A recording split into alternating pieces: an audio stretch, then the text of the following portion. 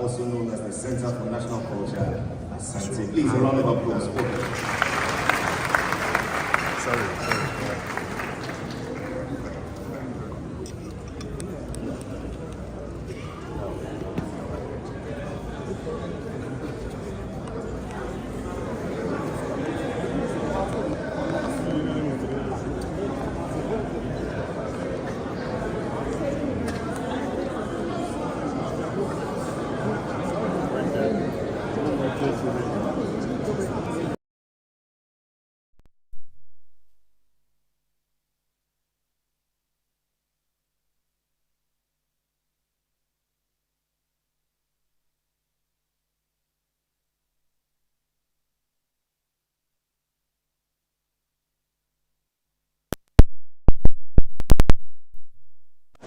If you're joining us here at Great Hall of the Kwame Nkrumah University of Science and Technology, this hallowed institution of learning in Kumasi, the heart of Asantehene. But if you're joining us on radio, television, or online, it is because history is not a path left by the past. It influences the present and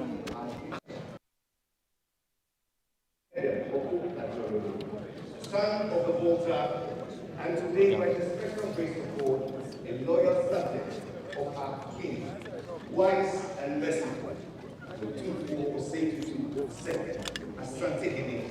I have known fewer honors in my lifetime than this, to stand in the name of our King, as I say good morning to you all, the great and good of Asantehene, sons and daughters, friends and well-wishers.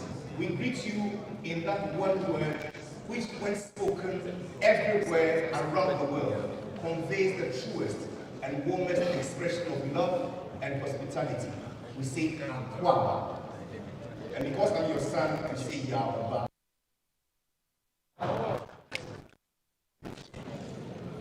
We meet here today on this great day in history for a symposium on the 150th launch of the book of the Ashanti by Otumfuo Sagrenti II, as the first in the series of many events marking the silver jubilee of Otumfuo Oseiatutu II, the 16th Asantehene and the current occupant of the Golden Stool. Today, we take pride in welcoming sons and daughters who have come from far and near to add their weight to this glorious celebration. Allow me the privilege of acknowledging, especially amongst us, our guest of honor, a son of Asantehene, MP for Kusumchi, and the Honorable Minister for Education, the Honorable Dr. Osei.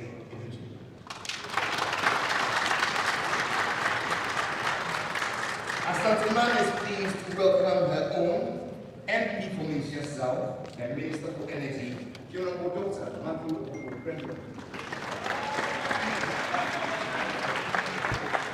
We receive with great delight the MP for Tanamo, the Minister for Sanitation and Water Resources, the Honorable Frida. The Regional Minister joins us in solidarity, the Honorable Simon.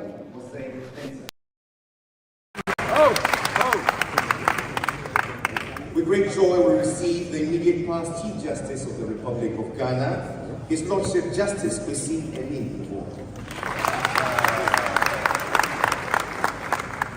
It is with profound joy that we welcome our keynote speaker, now a son of Asantehene, the Professor Tom McCaskey. He joins us with his lovely wife, Mrs. Lynn Bryden McCaskey. Very much. It's been lost on me not to acknowledge Excellencies, members of the diplomatic community, our MPs, MCs, and DCs, Nananum, and esteemed chiefs and queens from Asantehene and beyond, our religious leaders, the moderators and panelists for this morning's symposium, the Vice Chancellor of the KNUST, Professor Mrs. Rita Akusia-Dixon, the Pro-Vice Chancellor, distinguished faculty and staff of the KNUST, and other distinguished members of academia who have come from far and near, captains of industry, heads, teachers, students, and pupils of selected schools, members of the press, ladies and gentlemen, we say receive the warm and generous hospitality of Asantehene.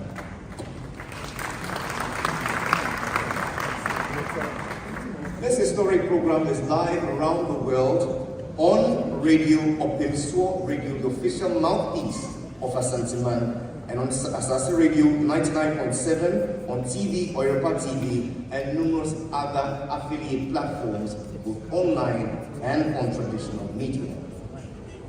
In welcoming us officially to this August event, it's my pleasure to invite the Chairman of the Council of State and the Chair of the Silver Jubilee Planning Committee, Nana Otu Sribo Jabini.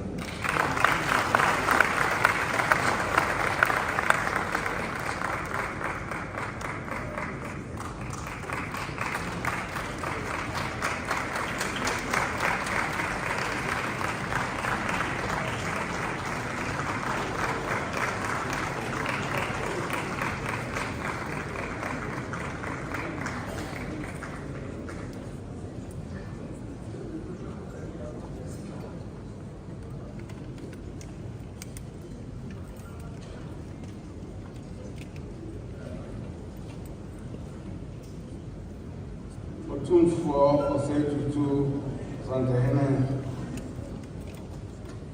Honorable Ministers of State,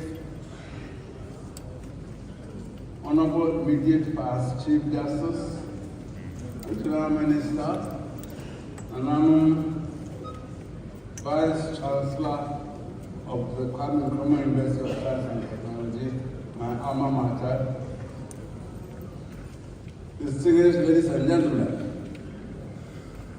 my duty is to welcome you, and since in our traditional setting, saying welcome means Akwaba, I thought that my duty would be done if I just uttered the word Akwaba, and I would then resume my seat.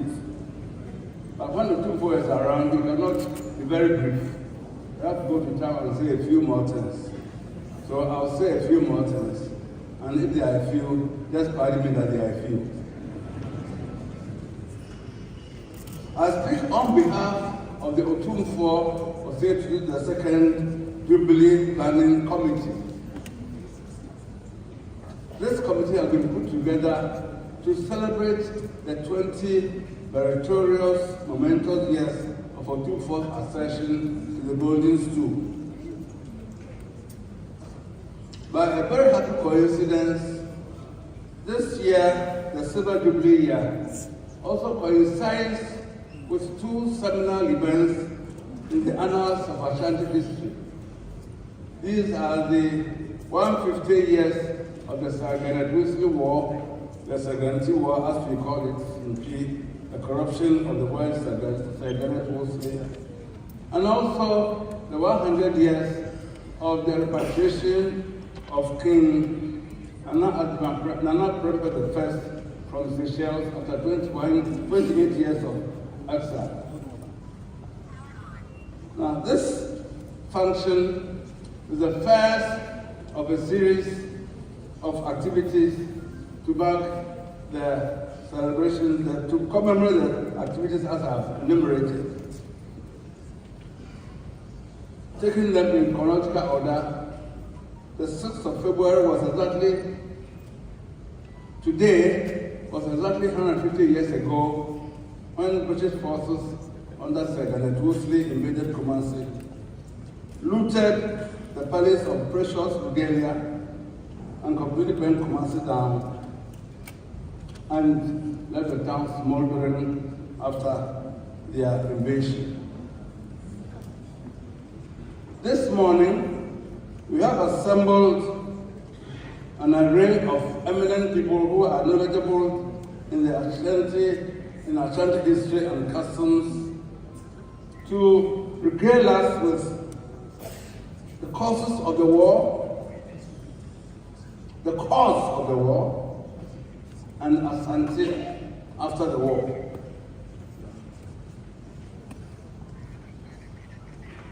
It is instructive to add that since Otumfuo's enthronement some 25 years ago, the issue of the return of the regalia that was looted by the British has engaged his highest attention, and he has never relented in pursuing this mission and has been knocking the doors of the British establishment with a view to getting them to return their regalia. By a happy coincidence, the British finally have answered our prayers, albeit in some veiled way that half a dog, they say, is better than none. However, some of the regalia which were taken to the US are here and going to be here until time and circumstances shall be no more.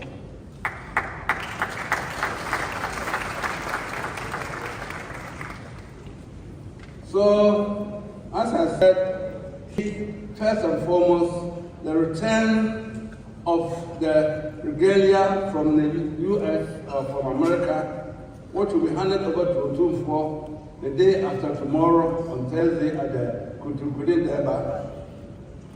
And then the return of the regalia at the British Museum and at the British Victoria and Albert Museum on the Akweside Deba, which is slated for the 12th of May. We hope that even if it's a loan, it will be a permanent loan to us.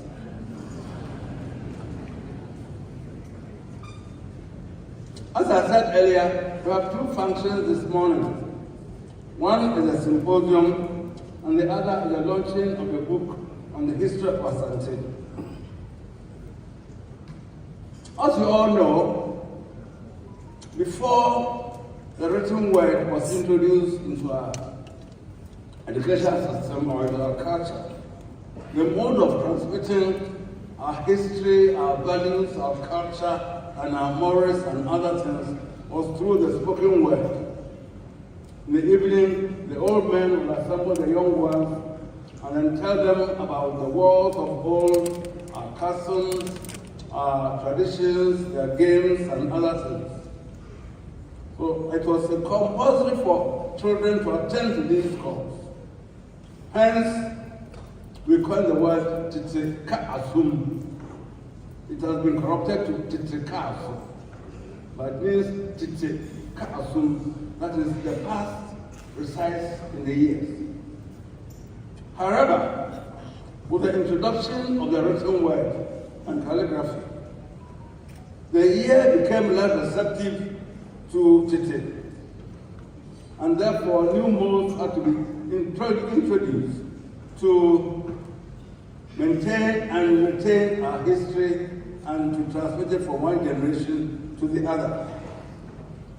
We were fortunate to have Otum Force at my grandpa, the second Asantehene, the first formally educated Asantehene to ascend the stool in 1931, and through the date of his hard work, was able to restore the Confederacy, which had been disbanded in 1896, in 1935. Immediately upon ascending the stool, he felt that our modes needed to change. So, parents, our children were going to school, and for that matter, they were not getting the tuition that they deserved and they had to have. He assembled other eminent people, the Sagrenti, the Ike, See Yourself, the Aki Hajimans, and others, to give our history the benefits of being put down in writing, so as to remove the inconsistencies and the contradictions that attend to transmitting history orally.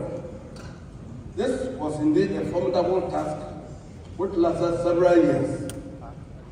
And it is a happy coincidence that he had Professor Thomas Kaski, an eminent son of Asante, who though has he's been with Asante for over 50 years, since he came to Asante in 1968. Virtually a year passes without his coming down to us and writing about Asante and all our histories and everything. And Professor McCaskey has accepted to edit this book. And this is a veritable history of Asante from our own perspective, without any biases, without any contradictions, and without any enlargements or any diminutions. And the second aspect of the program would be to auction the book. And I'm sure that you have come down with your deep pockets and with your fact-check books so as to give the auction the necessary support that it deserves. I'm sure that those of you who will buy at the highest price will have autographed copies by Otufo himself. So as I said earlier, I welcome you. I think I've said a few things, and if my view is not enough, I think I'll take leave and then give the floor to our eminent MC to continue the program. Thank you all very much for coming, and we hope you will enjoy the proceedings. Thank you very much.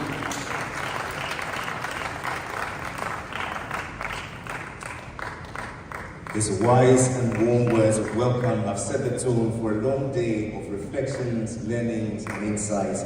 Please help me appreciate once again the Sagrenti, the chair of the Council of States, and the chair of the Silver Jubilee Planning Committee, Anna Otuosrebo II. It has fallen to a very distinguished son of Asantehene to chair this morning's auspicious event. To introduce him, make welcome the Sagrenti Achamfo Asafo Waje Ajiman Onsu.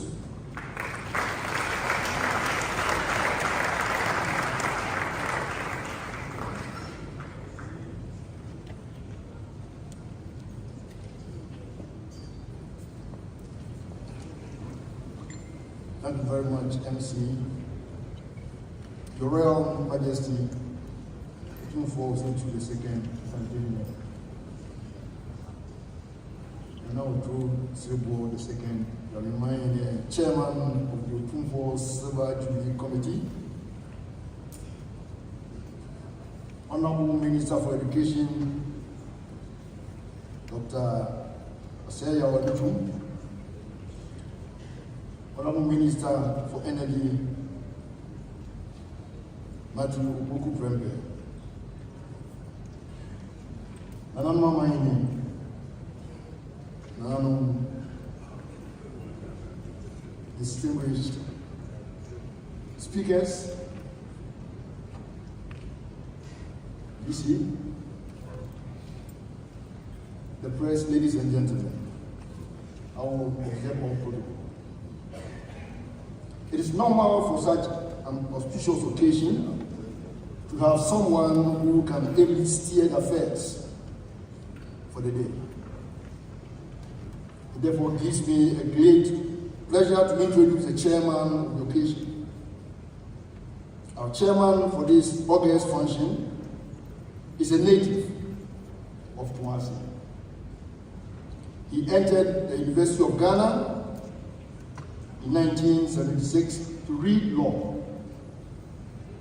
and was called to the bar as a barrister in 1981. He worked at the Attorney General's office for his national service. He was a private legal practitioner and was the president of the Eastern Region Bar Association. He was appointed as a High Court judge in 2002, and because of his hard work, he was promoted to the Court of Appeal just a year after that. In 2008, he was appointed as a Supreme Court judge. He held several positions in the judicial service and other judicial bodies. He was the chairman of the Legal Aid Commission, the chairman of the Council for Law Reporting, the chairman of the Disciplinary Committee of the General Legal Council, and in 2002, he was appointed as the Chief Justice of Ghana. He retired in May 2023, after 21 years of distinguished career on the bench. Aside being an accomplished legal professional, our chairman is also a football enthusiast. No wonder he was elected as the chairman of the FIFA Disciplinary Committee and also became the first African to be elected to occupy one of the FIFA judicial bodies. He is married with 4 children. Please join me with a big applause to welcome our chairman for the occasion in the person of the former Chief Justice, Anim Yeboah.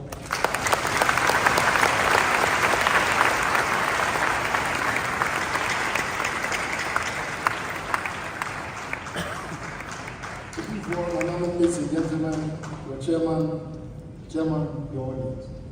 Thank you very much.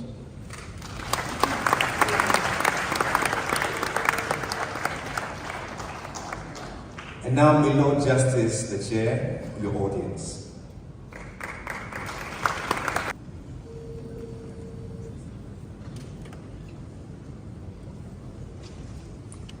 Your Royal Majesty, the Tunfo Asantehene, Ministers of State, the Vice Chancellor, Nanano Mahini Abrimpong, the linguist, the Vice Chancellor and the Pro-Vice Chancellor, the members of the academia, hearing present, eminent members who are all here as university community. I am indeed honored to be the chairman of this all-important occasion. This is an occasion which marks the 150th anniversary of the Sagrenti War. Some of us just decided to learn history in passing. Unfortunately, we didn't know the inner details of the war, what caused it, and the cause of the war, and as the chairman of the occasion said, the end result for this, our great kingdom. We are here today to take stock of what happened about 150 years ago. If you look at the brochure, we have assembled eminent speakers who have amassed enough knowledge to share with us. History, they say, must be accurate, free from all distortions. It may be told that in narrating history, there are sweeter ones which we should all swallow. At times we have to swallow a bitter pill just to cure ourselves. So, my Lord, Nanalo, distinguished elders of the Asantehene, I am here to humbly accept the invitation to be the chairman of this great occasion, and I'm grateful to Odunfo Asantehene and the chairman of the planning committee for giving me this honor, this great and memorable occasion. So I am here to serve you, and I think you all cooperate and have a fruitful discussion as the history starts to unfold for our consumption. I am grateful, and I think it's completed. Thank you once again. Thank you very much.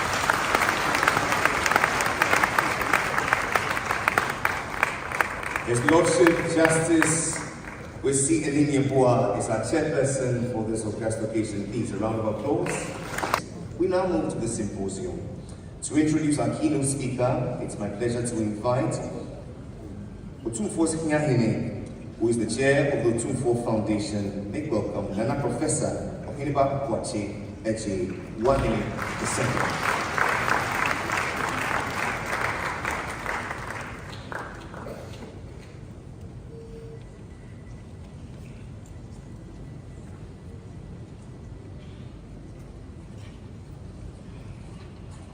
Thank you very much, Jerry.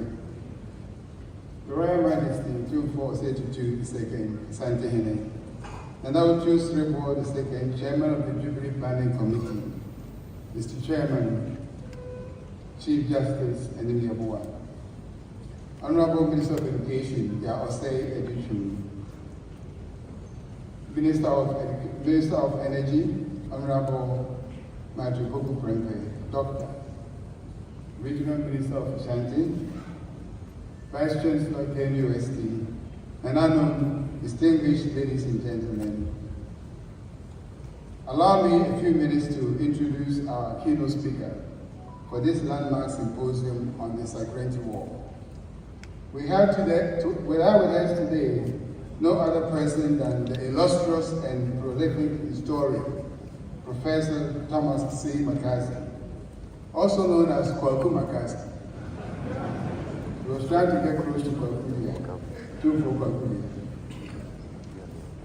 Well, Professor Makasti is a professor of Asante History, Center of West African Studies, Birmingham University, United Kingdom, and Professor of History of Africa, School of Oriental and African Studies, London University. He retired 2011. He first worked in and on Asante in 1968 at a tender age of 22 and was the youngest faculty member in the history department of the University of Ghana. He spent the whole of his life working, researching, writing, and publishing on Asante. He has written 2 monographs on Asante, State and Society in Pre-Colonial Asante, and Asante Identities, History and Modernity in in an African village. He has also published over 80 papers on Asante, 50 of which have been republished in his Asante Kingdom of Gold, Essays in the History of African Culture. The history of Asante kings and the whole country itself.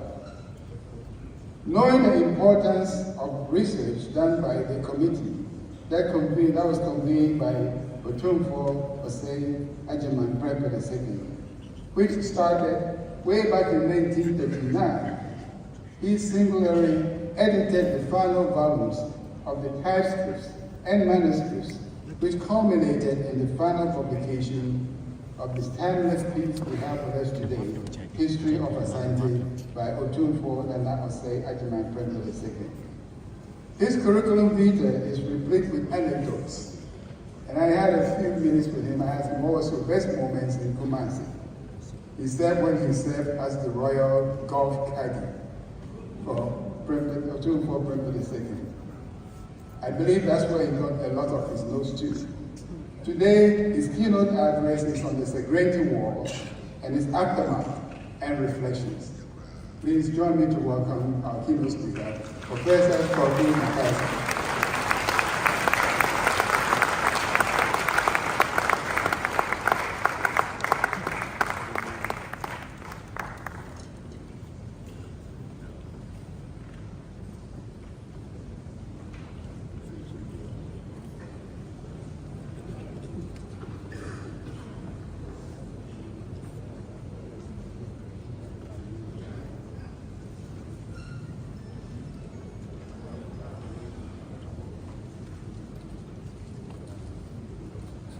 Nana Otumfuo, Nana Num, distinguished guests, and the public, I'm very honored indeed to make this short presentation about the Sagrenti War.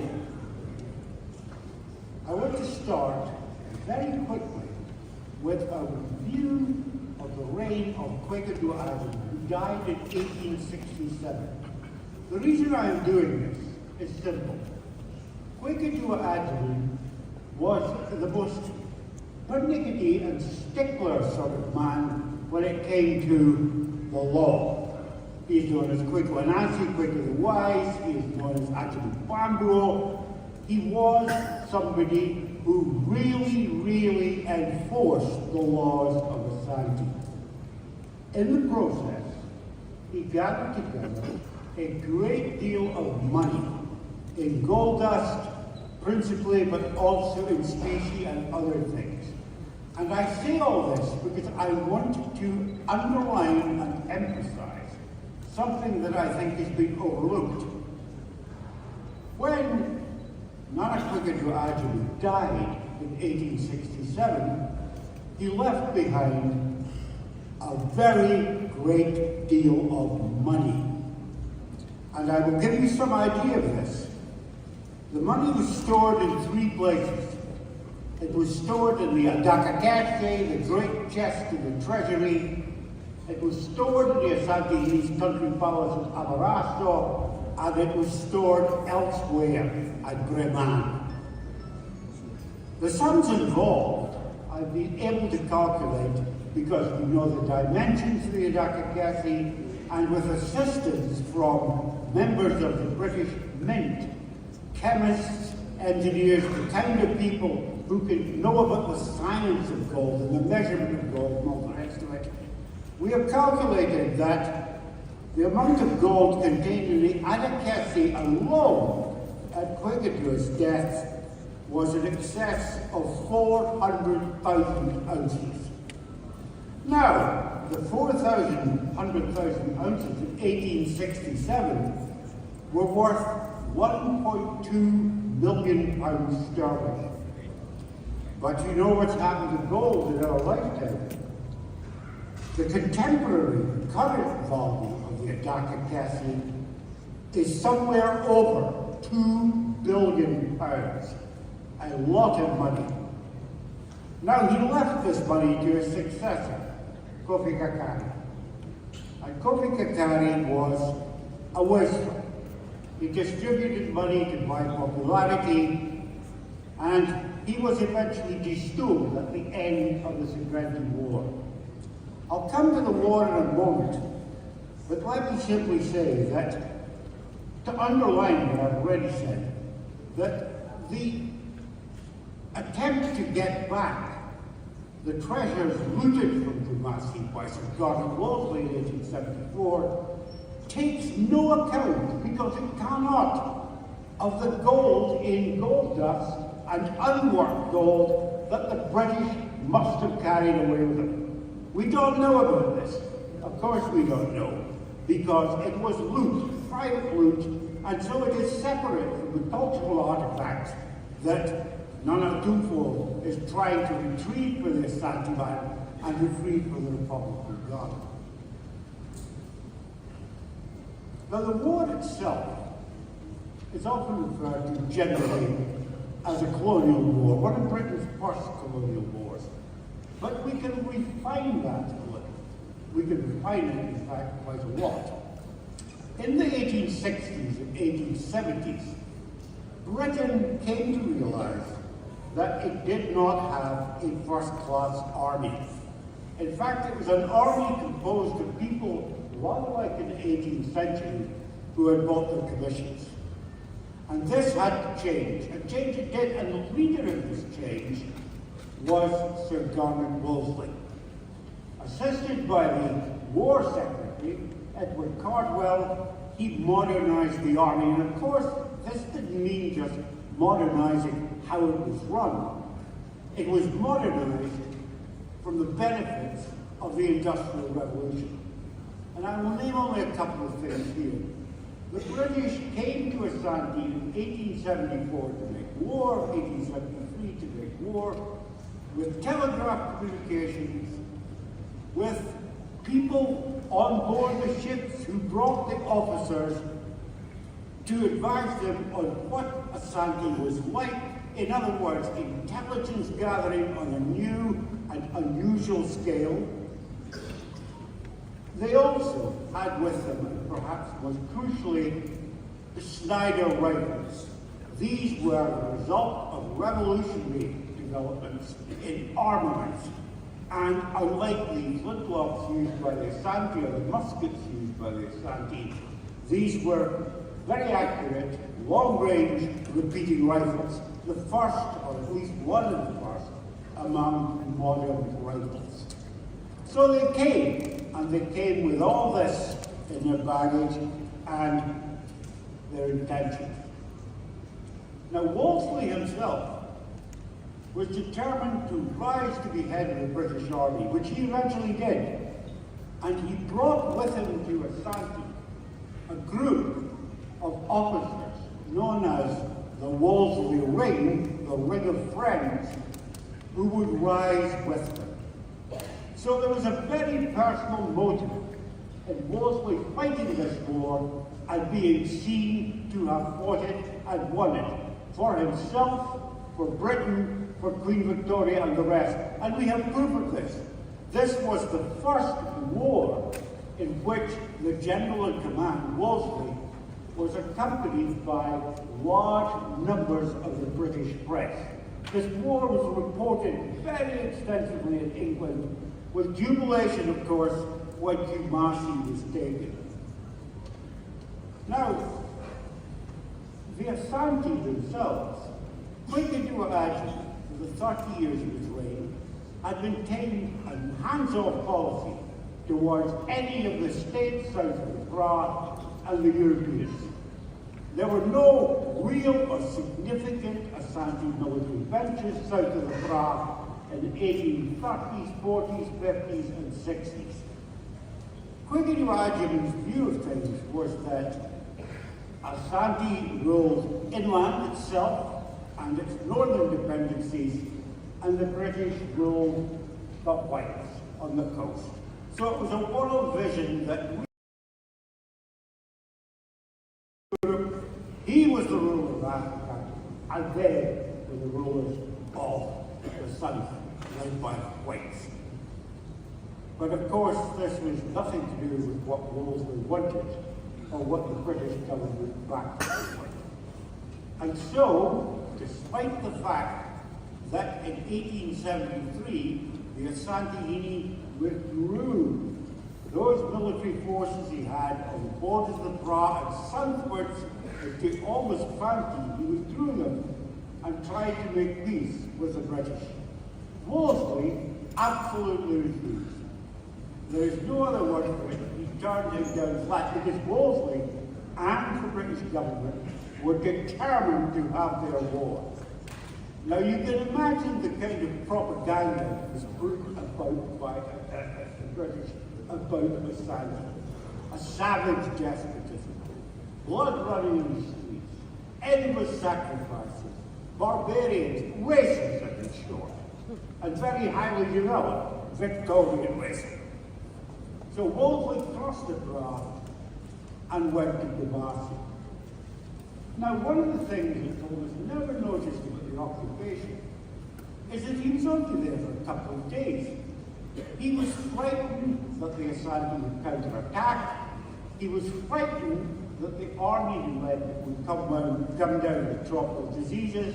And so, having secured his victory, he scurried back to the coast very, very quickly, stopping only at Flomina, where he sent to enforce a treaty he had drawn up with the Asantehene Gobekakari.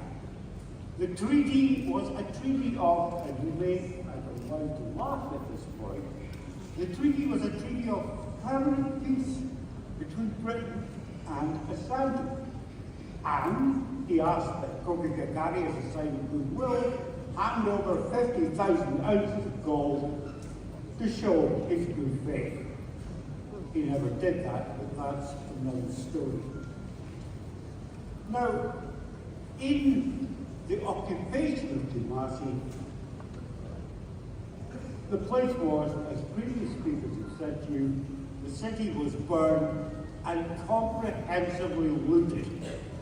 The Aban, the big story building constructed by Asantehene Osingonso in Kwame in 1819 to 22, the King's Own Palace, they were all ransacked by the British. Now, I told you the amount of gold that was floating about Asante at this time in dust. We have no account of it. Soldiers just filled their pockets or took it away in little wrappings and things like that. So we just do not know about that, but we do know about the cultural treasures. And I just want to mention two of them in Basel, and they're simply this. In the Wellcome Collection, the foundation in London, there is the largest gold mass known from sub-Saharan Africa. It is a portrait of the Asantehene Woroza, defeated and held by the Asantehene Osikwango in the 1760s, and it weighs over 2 kilos.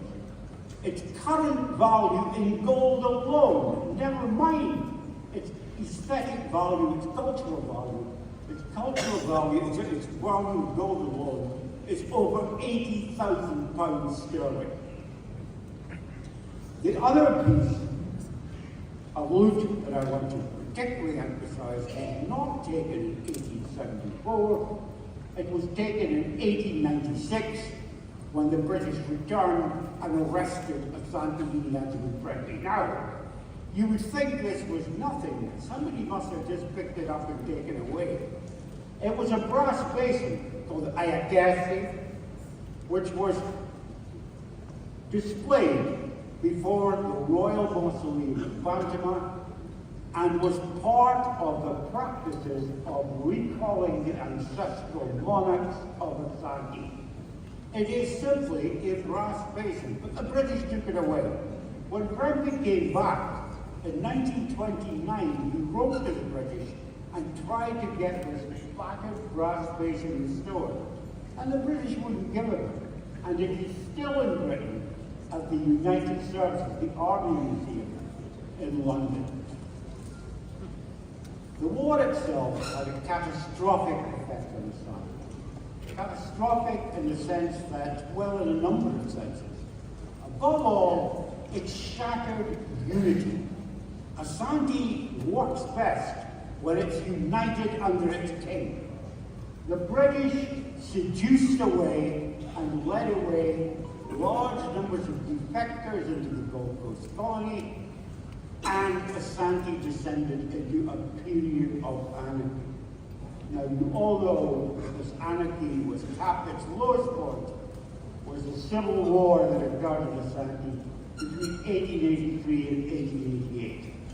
There is no doubt at all that the British encouraged resistance to Kumasi, whether by giving arms, which was illegal of course, and which they never talked about publicly, money, or just general support, and above all, refuge to those who opposed the Asantehene in the Gold Coast colony, which they had established in 1874 after the Sagrenti War. I haven't got much time left, so I will simply cover what is left of the story. In 1892, the British wrote to Asantehene first, offering him British protection. That is, that Asante, which he was trying to restore to its former status after the Civil War, that Asante should come under formal British protection. Admiral Preppy simply refused. He said, no, we're an independent kingdom. Not only did he refuse, he sent an embassy to London to underline his point that Asante was an independent kingdom. The embassy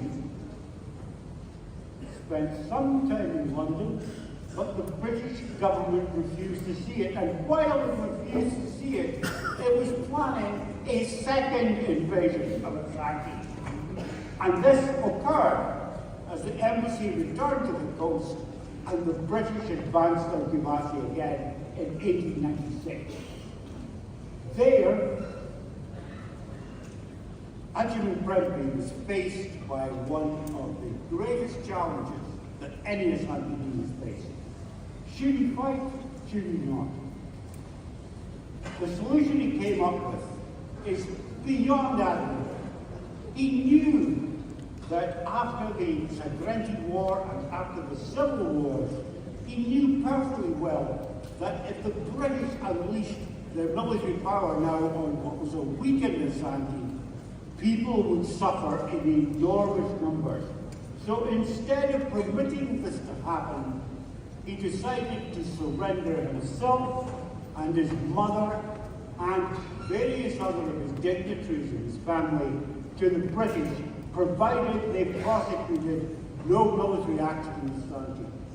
So he was taken away as a British captive, and the rest of the story you know. He remained on the coast until 1900, and then he was sent to Sierra Leone, and finally to the Seychelles and the Indian Ocean, from which he did not return until 1924. But the Asante themselves had had enough of this. In 1896, when they took Preppy away, they established a system of direct military, informal rule through collaboration as chiefs, people that they had appointed themselves to run the country for them. This only lasted for 4 years because the Asante themselves, ordinary people led by chiefs as well, fostered, created, and fought a military uprising against the British in 1900. This is commonly known as the Asantewako because of the heroic behavior of the Chwesi-Iba, the woman, the Asante. That war ended in the ruthless suppression of the Asante. This time, there was no offer of perpetual peace. There was no offer of friendship. There was simply the fact that Asante was made a British crown colony in 1901, was given a British governor to rule over it in the absence of an Asantehene, and in the aftermath of the war, large numbers of people convicted of treason against the British crown by fighting for Asante in that war were jailed, hanged, or otherwise deported. Now, There's very little else I need to say, except that this is a shameful episode in British history, like most British colonialism. It is a shameful episode because it was based on industrial might and a racial ideology. The British were never a great continental military power. They did not have large land armies. What they did have and what they pursued was an overseas empire for which they could extract money through trade, preferential rates, and all the rest of it. And Asantehene was one of the earliest additions across the world to that particular empire. It's often forgotten, and this is my final remark here, it's often forgotten how short British colonialism was. When I came to Asantehene, age 22, out of War&Book in 1968, I met people who had lived all the way through the British period. They were born before the British came, and they were there when the British left in 1957. So it is time finally to put this episode in the bus and to reassert Asantehene unity under the Asantehene and go forward into the future. And I encourage most strongly Asantehene to pursue further the matter of the restoration of the treasures that were taken in 1874 and taken in 1896. Thank you very much.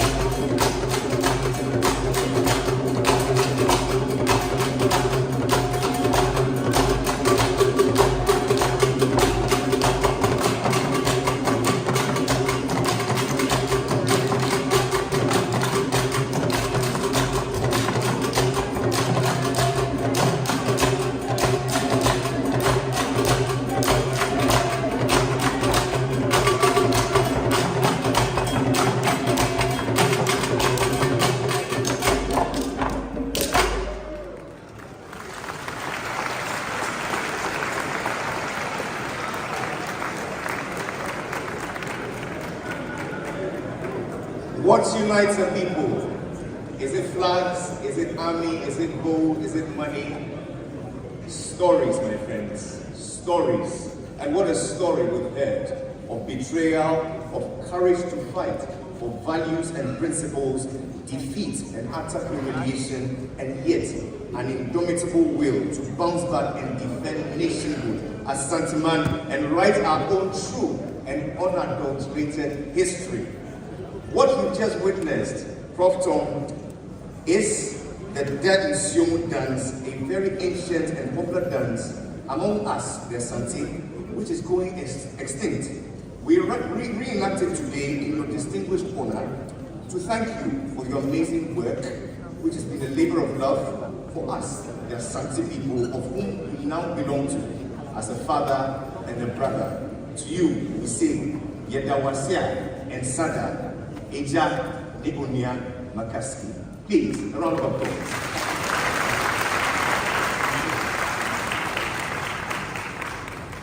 We proceed now in this celebration by acknowledging the causes of the war, the cause of the war, Asantehene after the war, but most importantly, the significance of what this anniversary means to our nation moving on.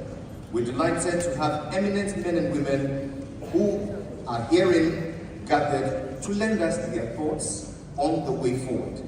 Make welcome our moderator, who will be seated right in the middle, a son of Asantehene, who is the Ellen Gane Professor of History and of African and African American Studies at Harvard University, a proud fellow of the Ghana Academy of Arts and Sciences, and a corresponding fellow of the Royal Historical Society, UK, Professor Emmanuel Achampo.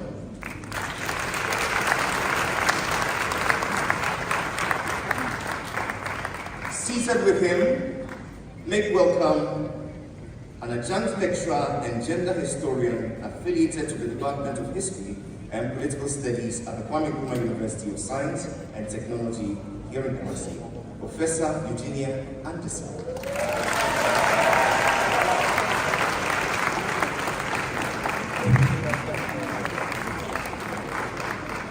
In their distinguished company,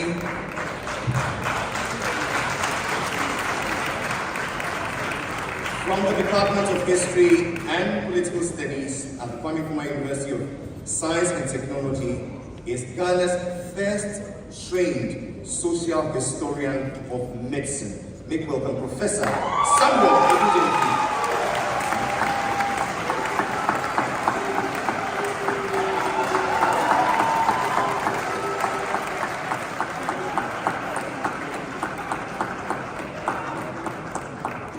With joy, we receive the former research coordinator of the History and Politics section of the Institute of African Studies, University of Ghana, Professor Samuel Intewusu.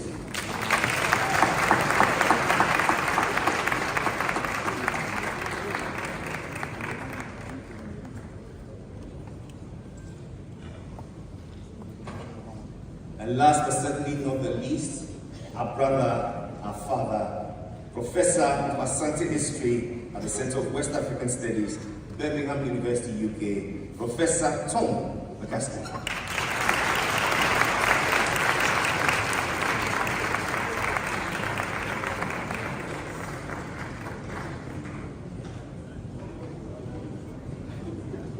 Prof, the moderator, you have an hour to dedicate.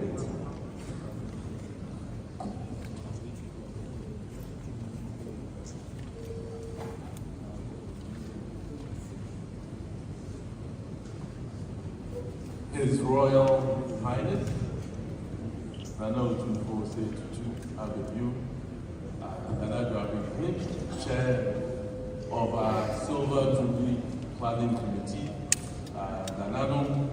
honorable ministers and parliamentarians, the Vice Chancellor, my academic colleagues since I'm in the university, distinguished ladies and gentlemen.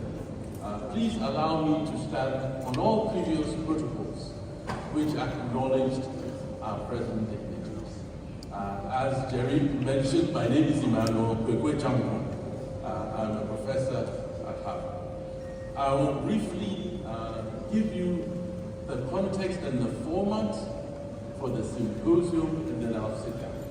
So we are looking at the last quarter of a century, so from about 1874 through the Asantehene War of 1900-1901. Some of my colleagues may share reflections that might go a little forward than that. We have 4 speakers. So our first speaker will be Tom McCaskey to provide a big picture. So we are looking at how the Asantehene and the Amantuo fared in this last quarter of the 19th century. So a big view.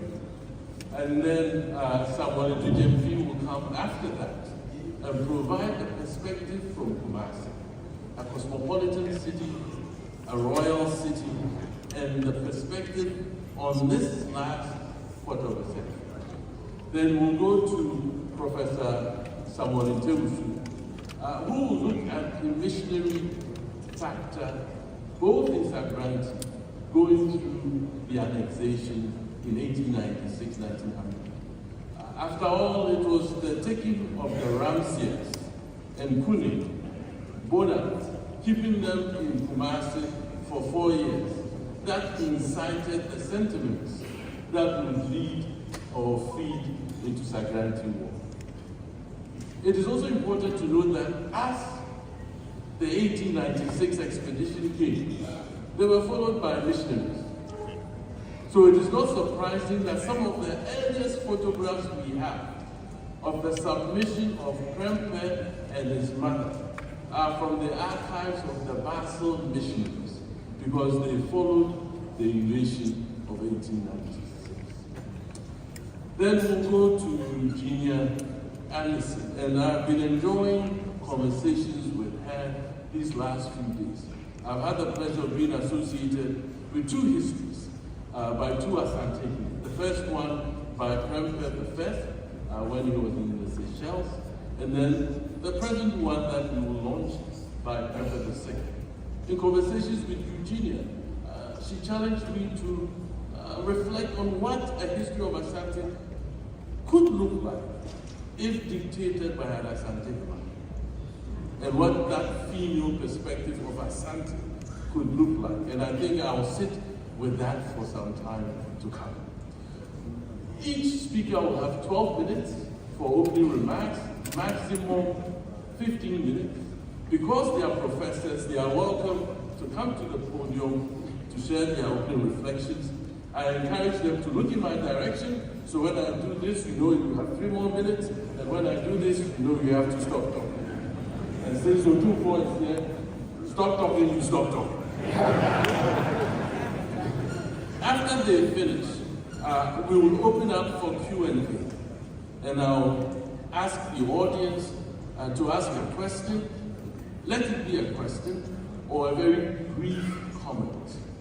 We are creating something called Asantepedia, which will be a popular platform online for individuals and families to deposit stories they have from their families between about 1874 and Prempeh the first return in 1924. So if you have good stories, that's where it should be, so that as many people as possible can ask short questions. So that's the format, and I will now invite Tom McCaskey to start us off. So let us welcome Professor Tom.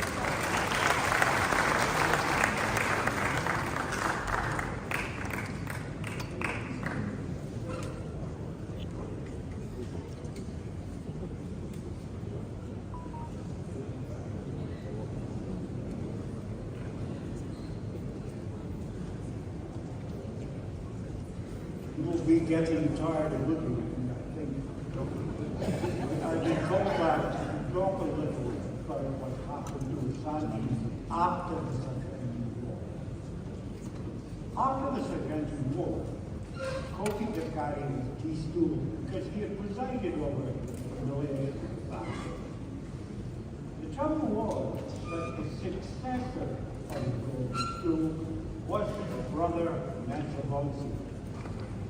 Now, Mensa Bonsi was a man of avaricious greedy, and vicious temper, and is remembered as such today. He had a low, whispering voice, and if he could not hear you, or you could not hear him, he would find you or punish you. He was that sort of person. And in the conditions that followed the Sagrenti War, he was a tyrant, and he is remembered as such. He died on the Grasslands in 1900, and his sons had him disinterred and reburied in Kumasi in 1911. And there was a huge outcry against this happening, but the British allowed it to take place. Well, going back to his reign, he thoroughly alienated almost everybody in Asante, and he began this by invading Juaben in 1875 to, in his view, bring it to heel. The Juaben had fled once before, but they fled this time south again to Koforedjwe, New Juaben, and they would not return. And this opened the floodgates. Without that unity of the Asantehene was respected, and he could impose his will and interpret custom properly. Without that, all kinds of conflicts broke out in Asante. Adansi against the Kwai, Mampong against the Twist, etc., etc., etc. And these are covered enormously in Bradley II's book, which you'll be very happy to hear I'm not going to read to you. And he,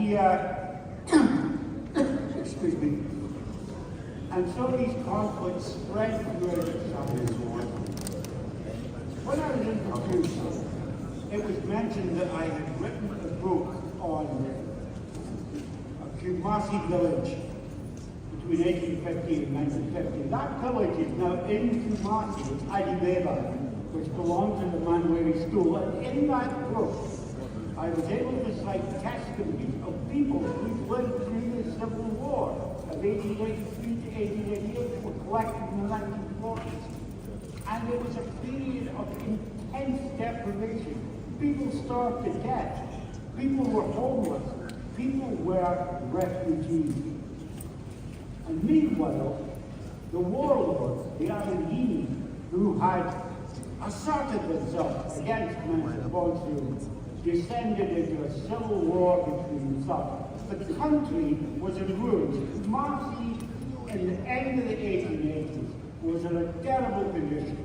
An Englishman on his way to Jaman in the Ivory Coast visited it in 1889 and said it was virtually in ruins. It was nothing like it, the way it was portrayed in the early 19th century by earlier English visitors. And so, Adjutant Prempeh came to the school in 1888 amidst these ruins. And he set about repairing the Asantehene, bringing it back together as best he could. And he had some notable successes. An expedition to Nkoranza in 1892 brought the Nkoranza back into the fold of the Asantehene defenders. But of course, as I mentioned in my opening remarks, Antoine Bradley could do nothing about the British. And so, while he was desperately trying to get the Asantehene for reunited under his authority, the British came, as I mentioned in my first address, the British came to take him away in 1896. Now, in Prempeh II's history, there is an account of the debate that he had with his chiefs about what he was going to do. And he said to them, if we fight, we will all be killed at Asante with the wood. So I will sacrifice myself as the Asantehene and go as a prisoner for the British, so that they will not fight here and they will not make the Civil War even worse. So Prempeh was taken away with his mother and his father, Jabini, off to jail in Elmina.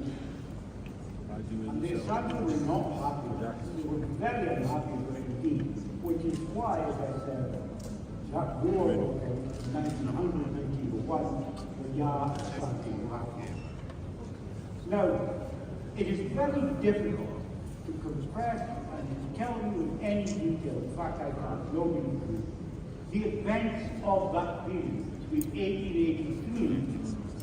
1875 and 1900 when Britain was taken away.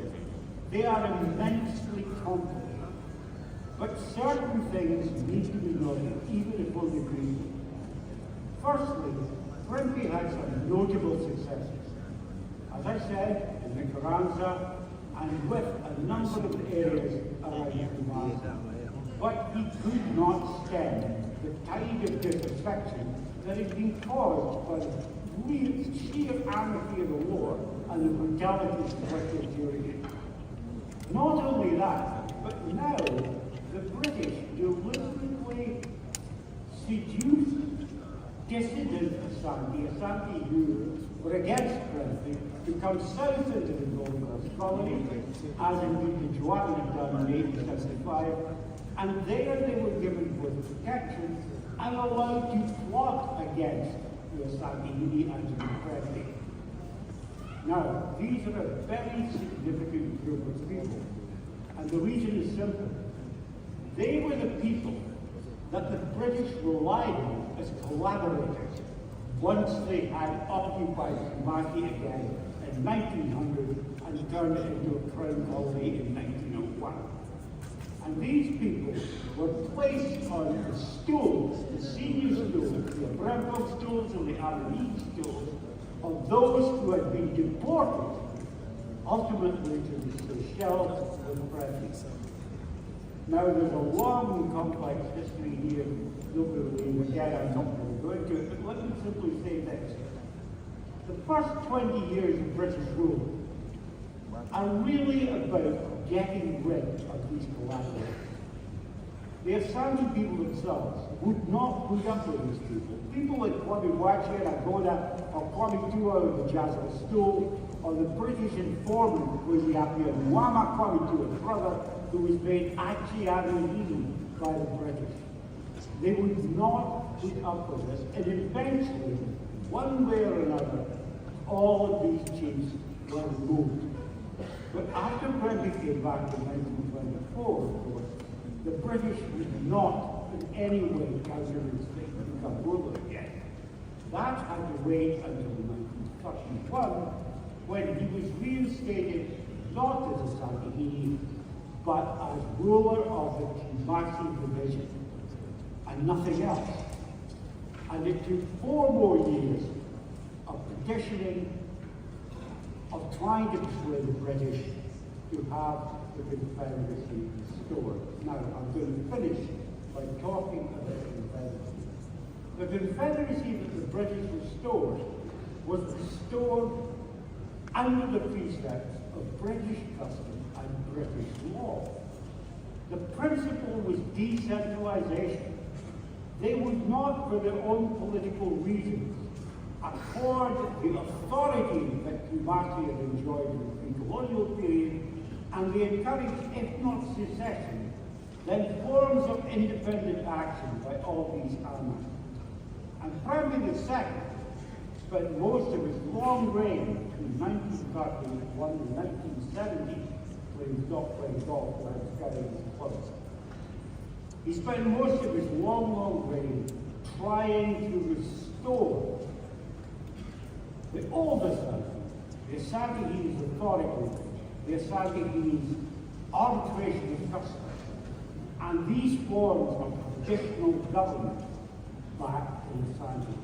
And that struggle, I'm going to name no names, but that struggle, as you all know, everybody in this room knows, goes on to this day. I will merely mention, in conclusion, Kumasi. When I first came here in 1968, Kumasi had 100,000 people. Now it's got 4 1/4 of this issue in Kumasi. and the Asantehene were taken away by the British and then stored only fought in the 1940s. So, there are still battles to fight here, and I hope they're battles that will be won. Thank you very much.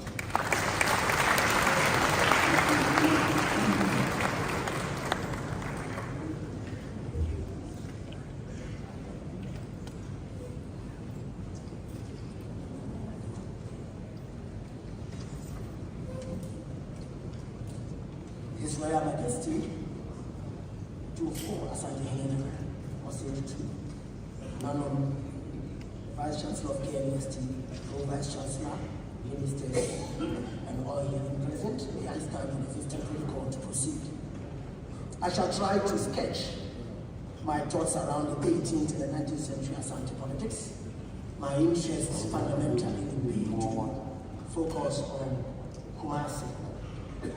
One of our sisters, Edwards, who is a PhD candidate from the diaspora, has done something very significant, and I shall use her point on the setting of Kumasi and the palace prior to 1874. The 19th century cosmopolitan city of the Asantehene in Kumasi was a well-built metropolis and economic center, covering 1 mile north to the south and 3/4 of a mile in width. The monumental Ayinfi, which is the palace of the Asantehene, was located on a hill in the city center, measuring 1,500,000 square feet and covering 34 acres. The east edge of the imperial residence was the sacred Supreme River, the Supreme River deities and Asantehene's place where he would worship Tridiapo. Even to the immediate west, strategically positioned throughout the lush garden landscape of the Asantehene city, were elaborately Asante-designed buildings and residences belonging to royal chiefs and courtiers to the king. The Asantehene city in the Edum area was not demarcated by walls like the typical imperial cities. The architecture of the noblemen's houses surrounding the residence, the dense forest, and the Sudan River formed an invisible defense against invaders. European surveyors and religious and diplomatic visitors were in awe of the vast forest landscape and the symbolic, aesthetic, and technical beauty of the structures as they entered the city. However, the position of the Asantehene city and surrounding natural and architectural elements was more than what was visible. The imperial metropolis of the Asantehene was layered with spiritual, cultural, and security values to the nation. Indeed, Kumasi represented the traditional political capital of the forest state of Asante, as well as the residence of the Asantehene. The Oyoko Royals, all important Kumasi office holders and functionaries, stayed there and performed services associated with the Kumasi court, and their conjugal families resided in Kumasi. Again, it is significant to note that Kumasi was also the cultural capital. In this capacity, the atmosphere of Kumasi was characterized by elegance or sophistication, as initially noted. In fact, in 1874, the British, led by Sir Kenneth Wolseley, defeated Asante and ransacked Kumasi. The election of Prempeh I as Asantehene, which began 10 years after the Sagrenti War, was marked by civil war and eventual deportation and exile with key Asante leaders in 1896, first to Sierra Leone and finally to the island of May in Seychelles. British attempts to break Asante and impose their hegemony on Asante did not end with Prempeh's exile.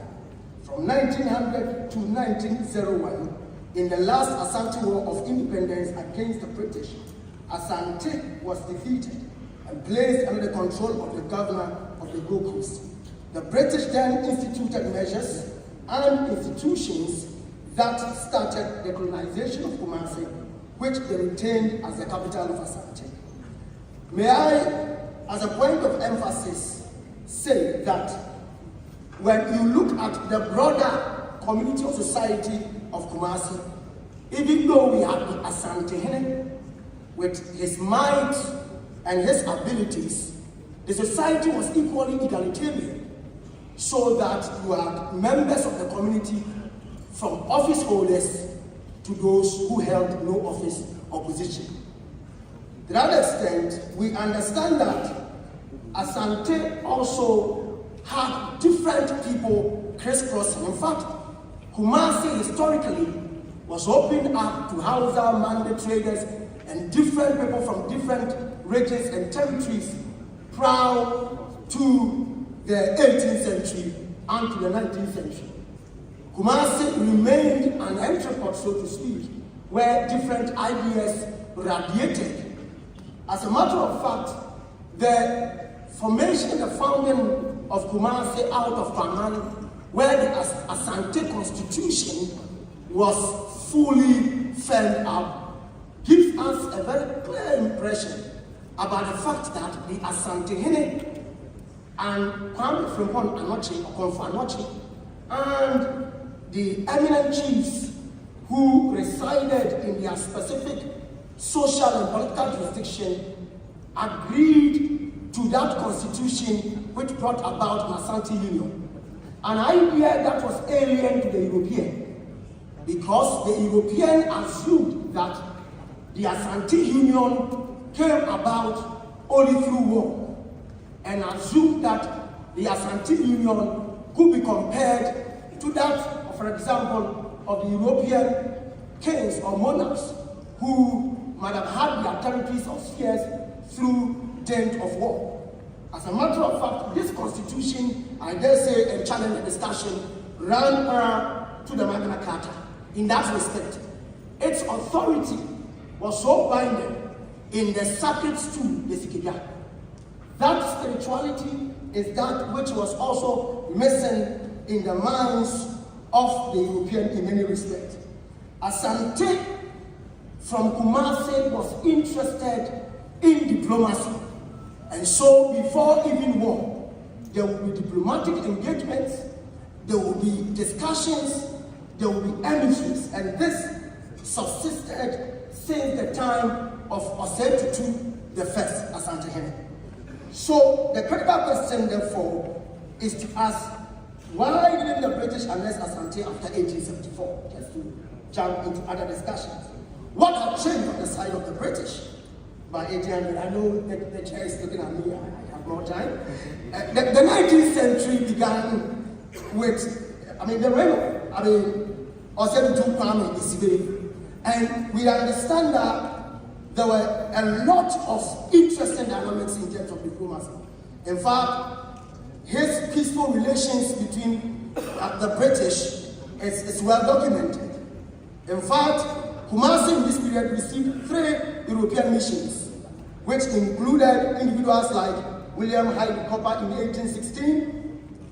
Then we have Frederick James, Thomas Edward Bowditch, William Hutchinson, and Henry Tetley in 1817, and Joseph Dupuy, Francis Collins, Benjamin Salmon, and David Mills Graves in 1820. So Kumasi was the heart of diplomacy in the territory referred to as Asante and the broader enclaves that it covered. So that is just one example which suffices right. That these diplomatic missions had one goal: to negotiate for peace, to ensure that there was sometimes an uneasy truce between themselves and their neighbors, including the British. So 19th century diplomacy in Kumasi took a rather different form, nature, and approach over a period of time.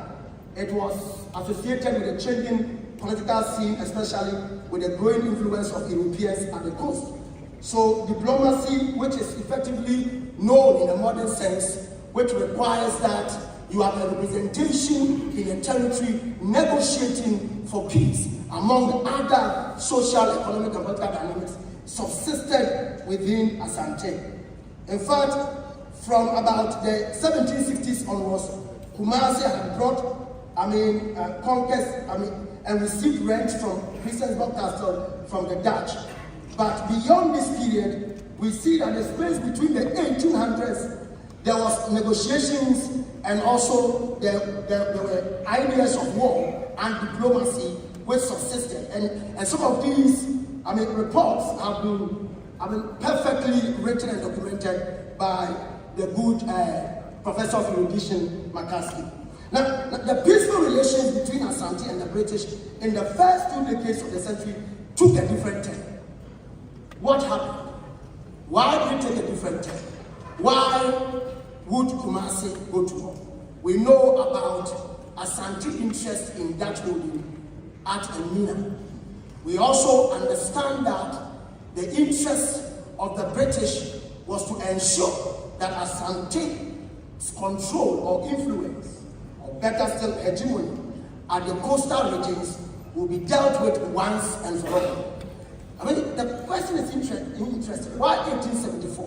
Why post-1874? And why did the British not annex Asante in 1874? Now, if you look at the account of Ward and Kinley and the others who have written extensively on that, including Professor McCaskey himself, whom I referred to, it's critical to note that it was an expeditious mission.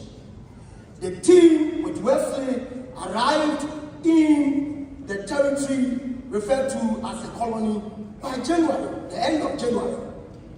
Came as far as to Asante by the 31st of January. By the 6th of January, mission accomplished. They returned through Formena, where I come from, signed. The treaty was not signed. It was a treaty he would even leave because he would not sign. The story that I found therein has already been shared by Professor McCaskey. Now, you understand that it was an expeditious mission. They returned hurriedly, and it did not suggest to us that they were there to stay. Secondly, the terms of the agreement itself, or the truce itself, or the treaty itself, also suggest a very interesting thing, because it did not tell us that the British wanted to have an emissary or a resident commissioner in Kumasi, and for that matter, Asante. Now, this notwithstanding, especially when the Dubois writes in a later period and argues that the British were interested in subjecting Asante. That is why he argues that they will support Adansi breakaway, they will support the Gabon country, and all the other countries that were emerging within the state. In fact, if you shift towards Kimball's argument, there is a suggestion that the British had a certain vacillatory approach. They will not get into Kumasi and make any intervention, but they will not also come to fight Asante, even if Asante was plundering itself. In many respects, it is this civil war which persisted in Asante, plus the challenging leadership of Takari, among other things, that will lead to the depletion of Asante's resources. Two, you would also find that with the depletion of the resources of Asante, the Asante constitution, which they were held together, the social contract, which by Asante constitution allowed the state to use a subtle coercion to get members of the state to go to war, had waned. Leadership challenge with Kakari, the one who followed after him, and also an intense war, a civil war, which had eaten into the treasury of Asante. In many respects, some have argued that is what will cause Prempeh the First to capitulate. In many respects, I agree in tutu with my professor with great erudition that through the tact of diplomacy, Prempeh the First would have to save his people from war, because post-1874 and another war just at 1896 would have been too damning and too dangerous for the health and the power of Asante, especially holding it from Kumasi. I will try to just wrap up. I have 1 minute. So, what is my last take on this week? You would appreciate that by 1900, the British had come to town again. They were successful at that because the rallying call for people to come to fight did not have that kind of zest. And that is written by McCarthy. Asante will regroup, but we see that even when Asante had been defeated, by 1905, President Commissioner Fuller had taken over to behave as if he was an Asantehene. And even when the real Asantehene had returned, he made him Asantehene, a creation by the British. The intrigues by the outsiders is what Asante has sought to cure and has found a balancing act to sustain the union till now. I rest my case. Thank you.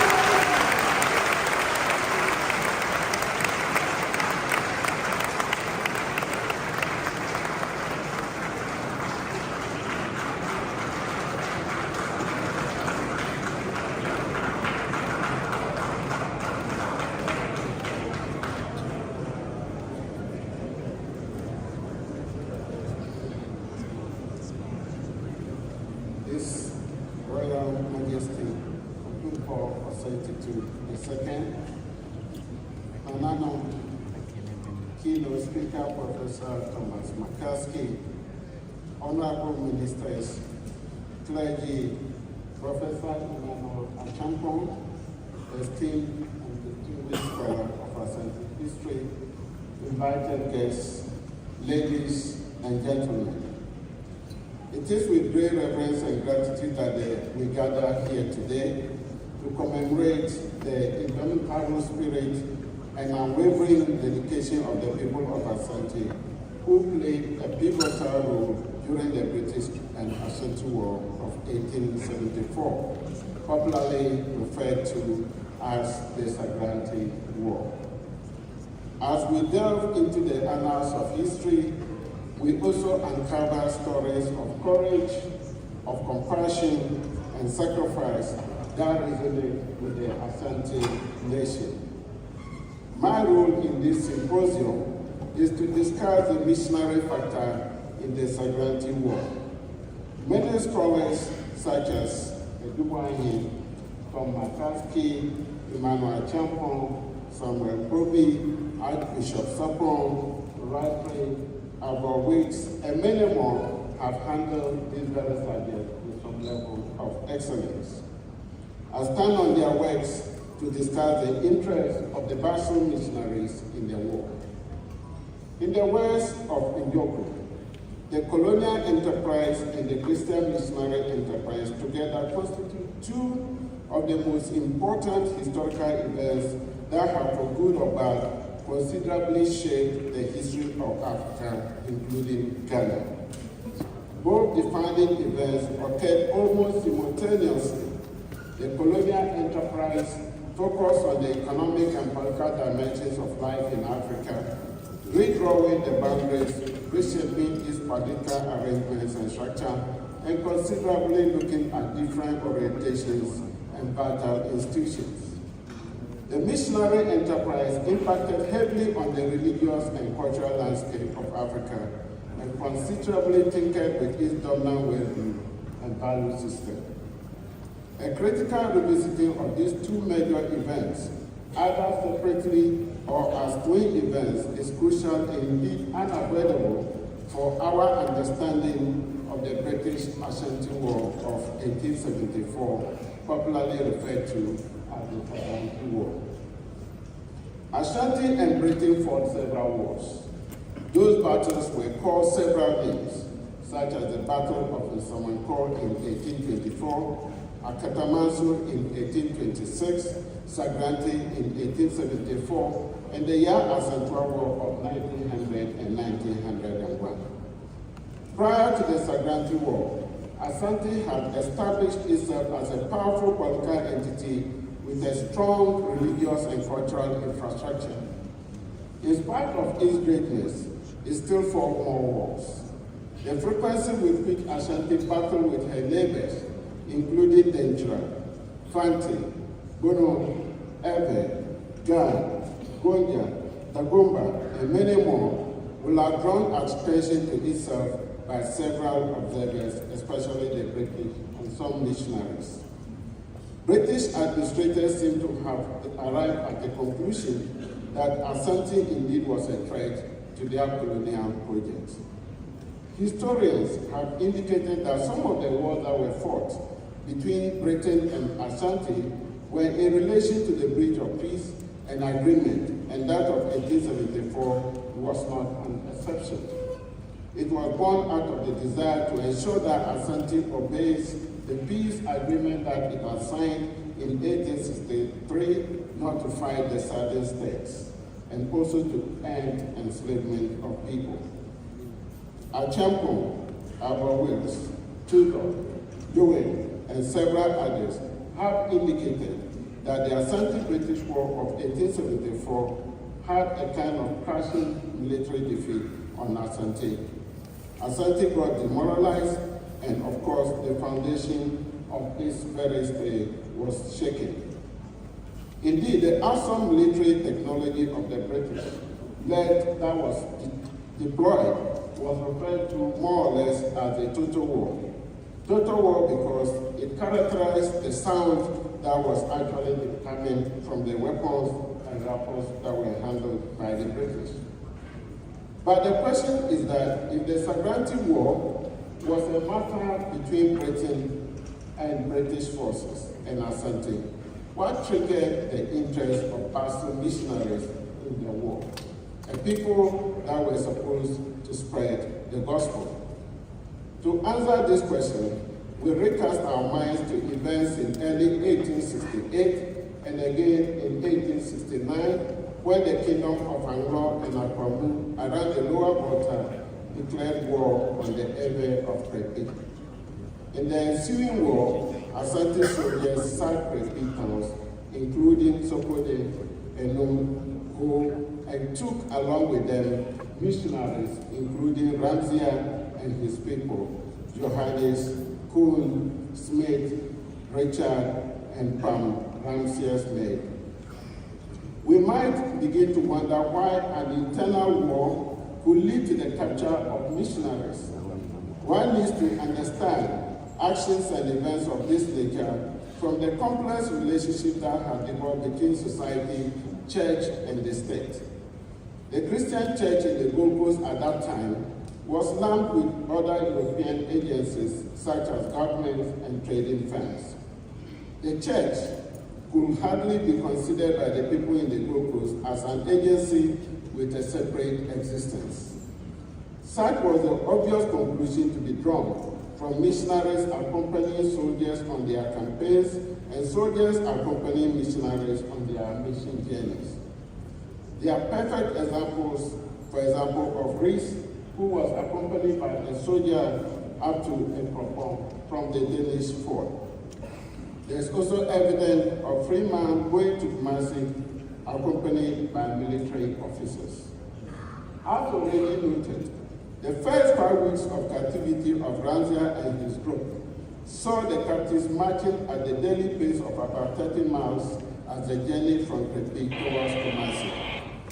This was difficult for European captives who had to walk in the scorching heat from the blazing sun and burning houses.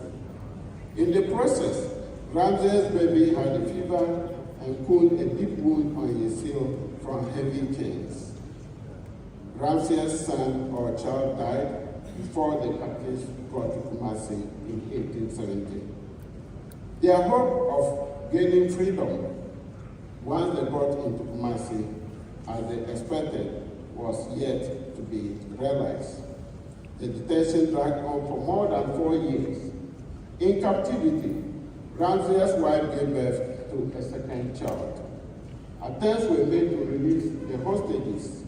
David Asante of the Basin Mission, in his letter to the captives, highlighted aspects of ransoming operations that had taken place. And I quote, "Twice have we sent messengers to to the Ashanti camp, offering money for your release, but in vain. I have been sent to Begro on the frontier of Achim to try and come into communication with you as up to the present. We have only heard of reports from you. I give the bearer a pencil, paper, and scissors that you may write or send some of your hair as an assurance that you are still alive in Kumasi. With lack of success on the part of the Basel Christian Mission, the British Colonial Administration for Brokos, who now had responsibility for Kreti, took charge to secure the release of the captives. One of the first decisions taken was Britain to take possession of Asante captives on the Gold Coast, including Bofo. I have some water. Bofo's nephew, whom British officers retrieved from Provo in 1869. The plot, it seemed, was to swap captives for the Europeans in Kumasi. Hence, in June 1870, the British governor of Cape Coast, John Popo Hansen, released and sent to Kumasi a batch of Asante prisoners seized in a previous Asante war around Achim, with a promise to free more of Asante captives upon the release of missionaries. That was also not successful. At another time, he sent Asantehene a gold embroidered silk worth about 100 pounds. That also did not help matters. Instead, the demand was for 100 ounces of gold, or about 1,440 pounds for each captive that was being held in Kumasi. To fast forward to 1872, Karkare sent the captives to Pomina, south of Asante on the River Prague.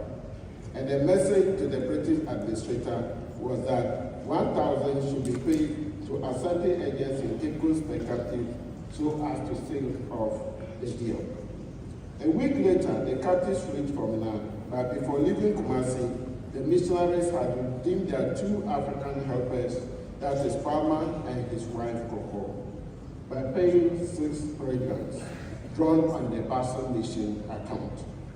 As the European captives journeyed to the coast, a British force headed in the opposite direction of the Asante army. The 2 armies clashed in 1874. The British forces seized the captives and led them as freedmen to Kumasi and to Ecos. It is important to highlight at this stage that the missionary factor played a very significant role in the 1874 war. The capture of the missionaries and the ensuing negotiations allowed the British to plan both in terms of personnel and logistics to be able to launch an attack. Also, the frequent correspondences and spy work and the movement of missionaries such as David Asante enabled enough intelligence report to be gathered on Asante and his forces. Apart from this direct contribution to the war, there were equally important insights that are worthy of note as far as the involvement of missionaries is concerned. The support of missionaries for the war was simply to provide them with a clear form and a direct or indirect way for stability and order in the missionary enterprise in Asante. Since the frequent wars between Asante and the people of the coast proved to be unduly disruptive and even explosive for missionary work. It became evident that after the war, some missionaries, such as Ramsey, had some guaranteed territory for them to be able to carry out their conversion works. The interest of missionaries in the war was also due to the intimate relationship between the formal end of the transatlantic slave trade and the beginning of the Christian missionary enterprise in the Gold Coast. Even though slavery had been abolished by the British, in several of their evangelisms, they had come across evidence of the existence of slavery in most parts of the Gold Coast, including Asante. Missionaries embarked on campaigns to end slavery by arguing that slaves demand mercy and compassion. In their mission to Ashanti, Sir Wolseley and his band of fighters projected the war in such grandiloquence so as to gain some sympathy and support from missionaries within the locals and also outside of the country. These were actually people that were already exposed to a number of abolitionist proposals. Rather than trade in human beings, humanity will profit more in trading in commodities, they added. For the missionaries giving support to the war, it was more or less an obligation for them to be able to pass on Christian faith to Asante. For the missionaries, the defeat of Asante was construed and seen as a kind of remedy for the slave trade and a civilizing nation. This mindset will be put into action immediately after the war, where Basel missionaries converted ex-slaves, some of whom volunteered to be agents of the propagation of the Christian message and values in the dominions of Asante. The interests of missionaries could further be viewed from the perspective of so-called religious and cultural hegemony. Missionaries had the belief that people of Asante and the Gokot deserved a different doctrinal heritage, especially when Asante religion and culture was seen as an exerting overarching influence and authority over the affairs of many of the missionary operations. Asante has several deities and had no problem with bringing in more. For example, Krachi Dente, Nana Bukum, and several others were part of Asante Kingdom. Beyond their own enduring internal conversions and difficulties, the fear and even dread of Asante religious and cultural practice, religious intolerance was, in this case, a very important factor in the interest of the missionaries as far as the Sagrenti War is concerned. The ritual practice and the modes of worship found in the traditional religions was also assumed to be one of the critical factors that made the missionaries to support the Sagrenti War. 1 minute. Oh, okay. Thank you. Now, if I have 1 minute, I better move maybe towards my conclusion. Now, in summary, several factors accounted for the missionary interest in the Sagrenti War, apart from the capture of Ramzia. The need for space to exercise on missionary work, the need to maintain some Christian and cultural hegemony in a kingdom that was highly revered and respected among others, made the Basel missionaries to support British forces against Asante in the Sagrenti War. Thank you so much for your attention.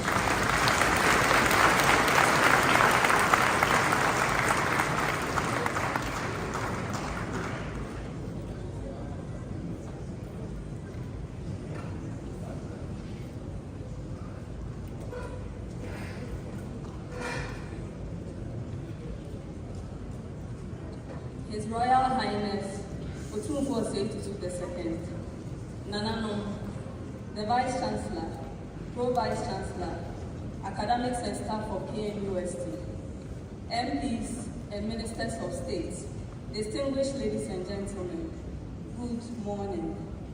My dear Prof, we are an institution of learning, higher learning, and today gives us the opportunity to learn our culture at its best. Let's start it all over again with His Royal Majesty.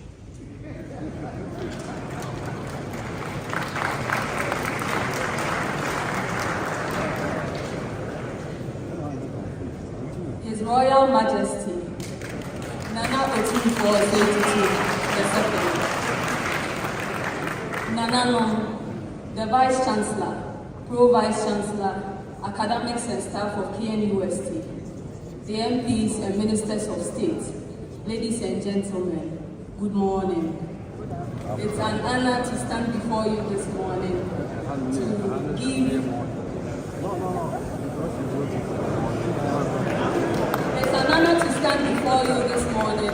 to give my thoughts on war and diplomacy, especially from the perspective of women.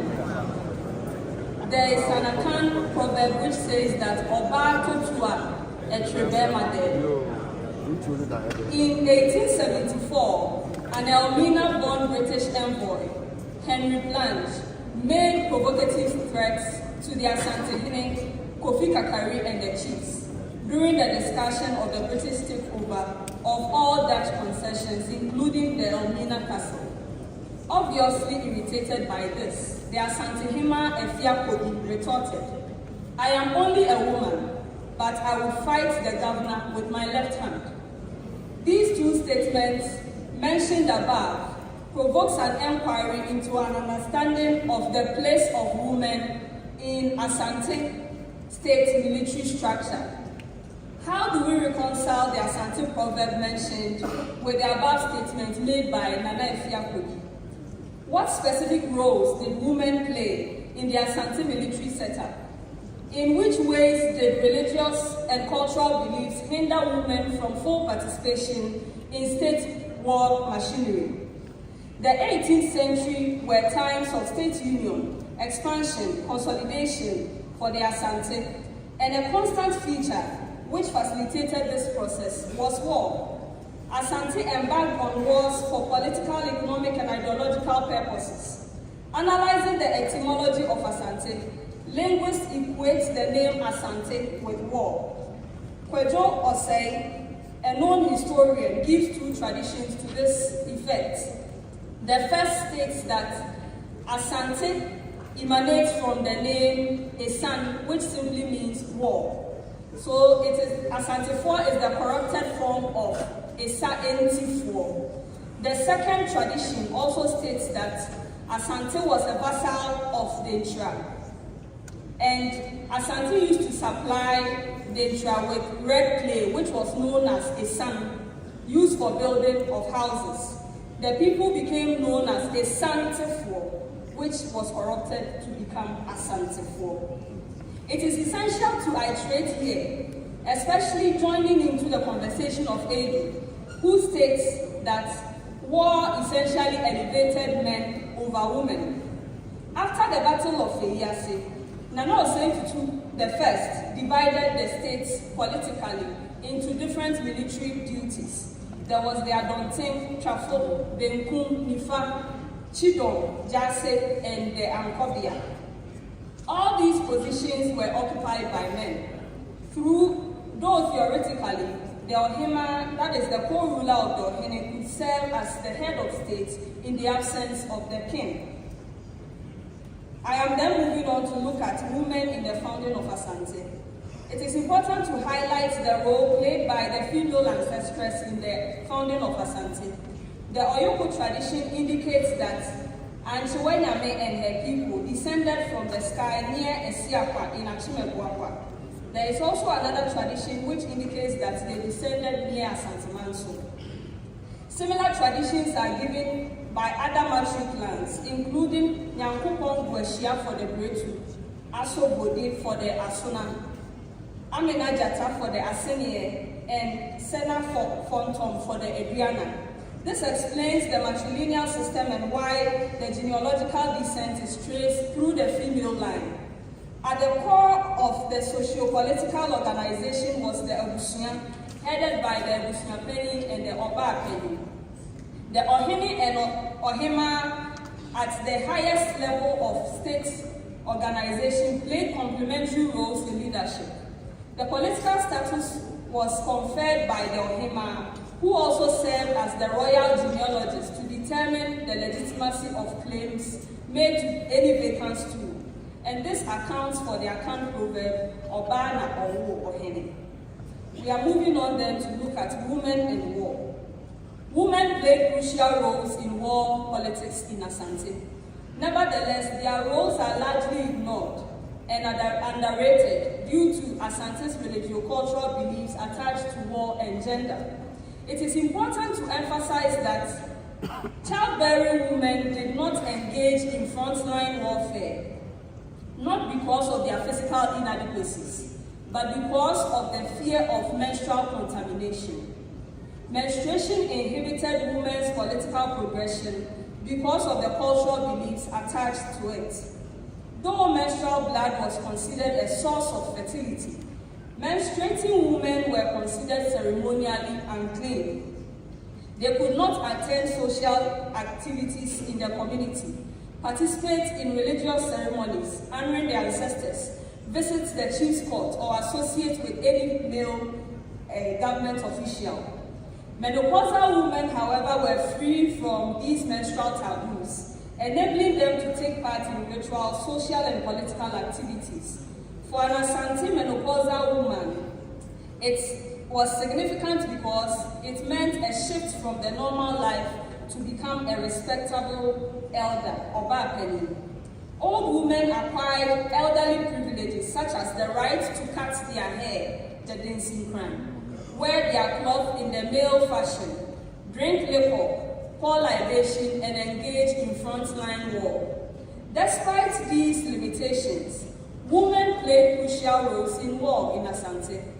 One of the crucial roles seen is the ritual known as the Mumume. This was a spiritual warfare in which premenopausal and menopausal women performed daily ritual chants, ritual dancing, mimes, and other spiritual performances to enhance the victory of the military in war until the troops returned. These women sometimes pounded empty mortars with pistols as a form of spiritual torture to Asante's enemies. Women also played female captains and the Asafotrema, who were a type of a rear guard. They provided military support services in times such as scouts, carriers, cooks, and provided war logistics. Women provided useful intelligence on strategies and troops of the enemy states. I go ahead to highlight the contribution of three Asantehene who played very key roles in the history of Asante. These are Efiakobi, Yechan, and then Yasantua. Efiakobi's skill in war and diplomacy is seen in her administrative tact, boldness in the era of crisis in Asante. She was also known as a pacifist and a great woman of a great shrewdness who projected the unification of Asante above the love for war. On 20th November 1873, at the gathering of the Asanteman in Shiemu, she noted to have said, "From olden times, it has been seen that God fights for Asante if the war is a just one. This one is unjust. I am old now. I lived before Kwekubia, and I have now placed my son on the Asante throne. I do not wish for our ancestors to say my son was the cause of the disturbance of the 60 towns." The council of the military generals superseded hers, leading to the 1874 Sagrenti War with the British, in which Asante was defeated. Nana Kofi Kakari's lack of tact, acumen, and indecision eventually cost him the throne. When Efiakobi found one of Kofi Kakari's wives wearing the gold ornament used to bury the deceased Queen Mother, she initiated his deposition, and in his place, Mensa Bonsu was appointed as the Asantehene. So this ties in with what Professor Makaski said earlier, that when he was enthroned, he misused state resources. In this instance, it can be said that she sought to project her self-interest above in the choice of rulers, because for the second time she put her own son on the throne. To secure the election of her younger son, Mensa Bonsu, as the next Asantehene, Nana Efiakobi forged alliances with powerful chiefs, including Bantimahene Nana Uwa II and Kokofuhene Nana Yaobeko. Nevertheless, her own daughter, Yechan, overthrew and exiled her together with her son, Kakari, in 1884. Efiakobi is remembered for her dedication to maintaining the ascension of her lineage in Asante. I move on then to look at Yechan. Yechan became the greatest rival of Efiakobi as she ousted her own mother in 1884. She was known to be a ruthless ruler. She secured the arrest of Kakari in 1884 and ordered his execution. Over 200 Kakari's kindred were also annihilated in the process, though eventually he was spared. Unfortunately, Kwekudria II reigned for only 44 days. After his death, Yechan fought for the stool for her son, Prempeh I. Supporters of her opponents, that is, Atrebuana, such as Butuakwa, Ochiame, Jobin, and Samahine Echampompenyi were all executed in the process. This led to a prolonged war of 4 years. Within the period, she assumed the role as a rival ruler of Asante and took possession of the golden stool so that no opponent could be enthroned.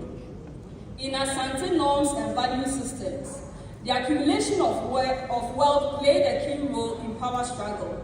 Yechan was a wealthy trader who used her money to finance the ambitions of her children. As a known wealthy woman, Yechan deployed her resources liberally. It was known that she bought loyalty using land.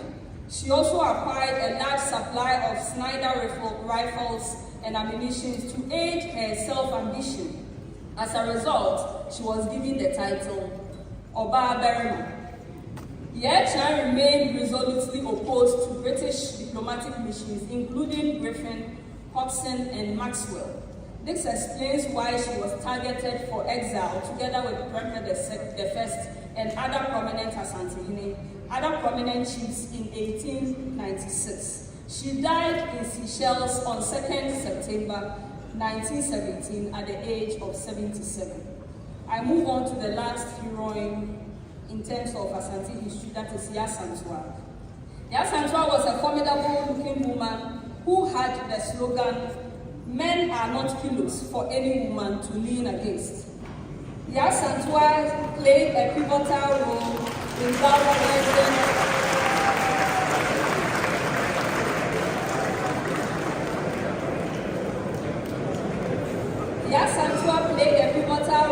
galvanizing the Asante into action by challenging male impotency in a time of national crisis. Echampo and Obey emphasized that her devotion to the golden stool, determination and courage contributed to making the war against the British. When her grandson, Nana Kwesi Afrane, the Dresselhene, was exiled, together with Prempeh I, by the British, she openly challenged the demands made by Sir Frederick Hodgson for the golden stool. Her devotion for the golden stool and determination contributed to the siege and guerrilla war from April to November 1900.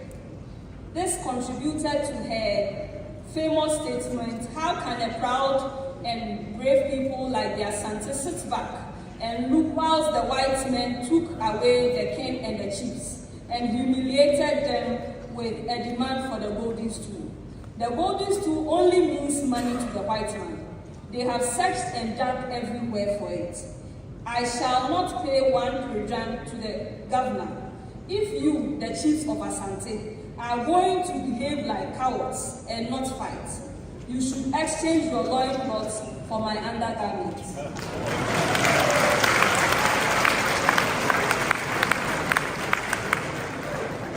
For the sake of time, I'll move on to my conclusion. Within the broader framework of gender and power relations in Asante, women are highly recognized for their roles played in the continuity of their lineages. Because of the matrilineal structure of the Asante people, which centers on the idea that a woman passes her blood to her offspring, this bestows on women recognized political rights. Several queen mothers did not limit their responsibilities to women and domestic affairs, but played crucial roles to enhance national sovereignty. These queen mothers defied gender stereotyping to shape Asante social and political institutions and prove the capability of women despite the religio-cultural ascribed biological limitations as compared to men. In conclusion, while women served limited roles in Asante army due to customary disqualifications and the fear of menstrual taboos, upon reaching menopause, they assumed war politics together with men. As we celebrate the 150 years since the Sagrenti War occurred, it is important that we remember heroines of history, including Efia Kobi, Ya Echa, and Ya Asantehene. I guess I will lastly play the devil's advocate here in probing the unsung stories of women. I wonder what the story would have been if these women had told their own stories. Had Ya Asantehene or Ya Echa been lettered or Western schooled, and had they similar avenues as Nana Ajiman-Prempeh I while in exile, what stories would they have written about women in war? This leaves much to be desired.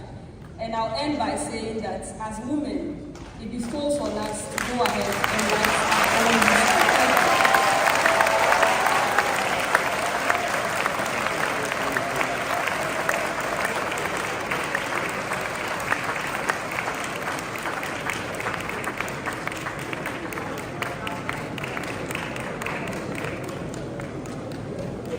Thank you all very much. I've received royal instructions that we should end the panel discussion at 1 p.m. That's why I was sending all these timekeeping instructions. So unfortunately, though I had promised Q&A, we will not be able to do Q&A. I beg for indulgence for just 2 or 3 minutes to offer some concluding remarks like academic protocol requires, and then we will thank our panelists and close our symposium.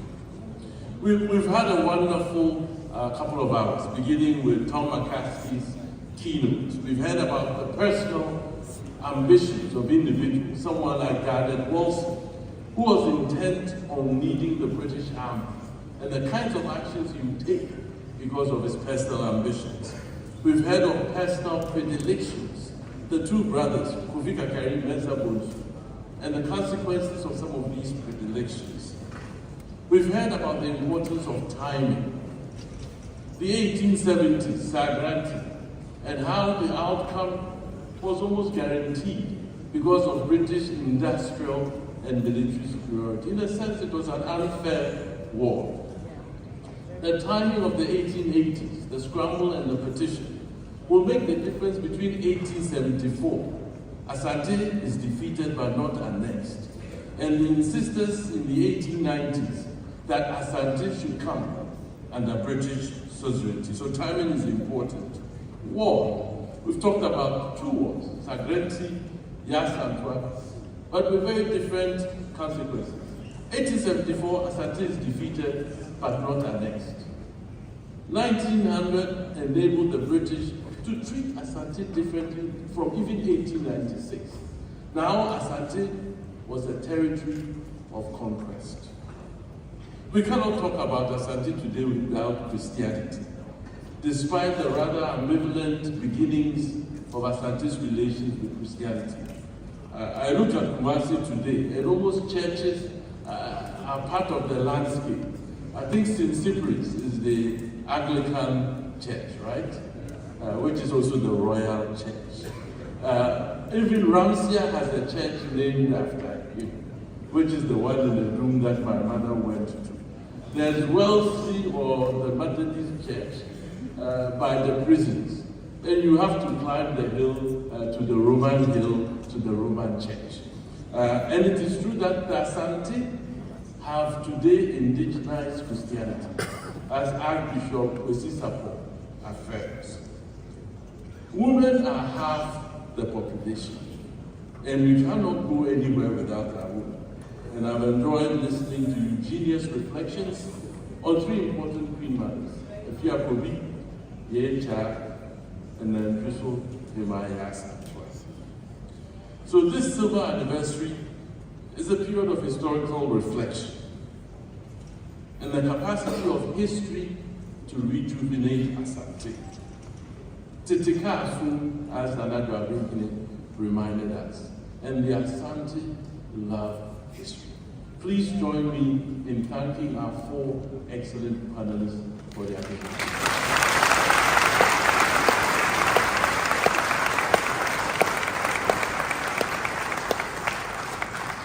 At At this time, we will take our seats so we can go back to our seats, and then Mr. Jerry behind me will take over again.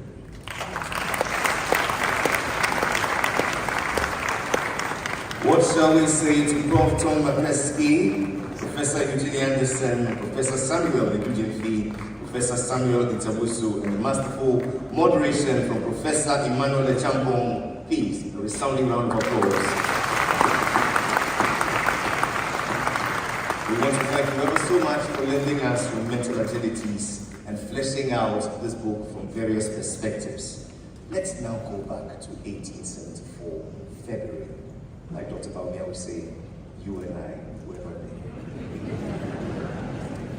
But the gods, ancestors, and spirits live in all of us, and for the next few minutes, I want you to lend your very undivided attention to the Kumasi Cultural Center as they reenact February 1874.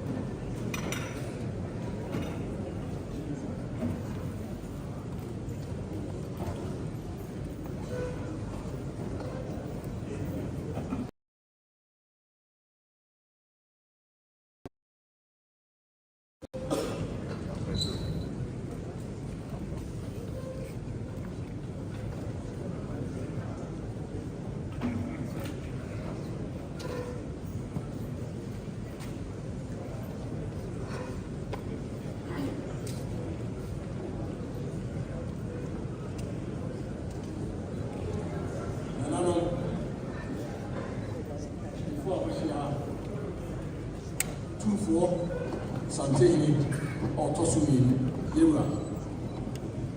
Nana, the mountain one. And then the activity said Sagrenti War.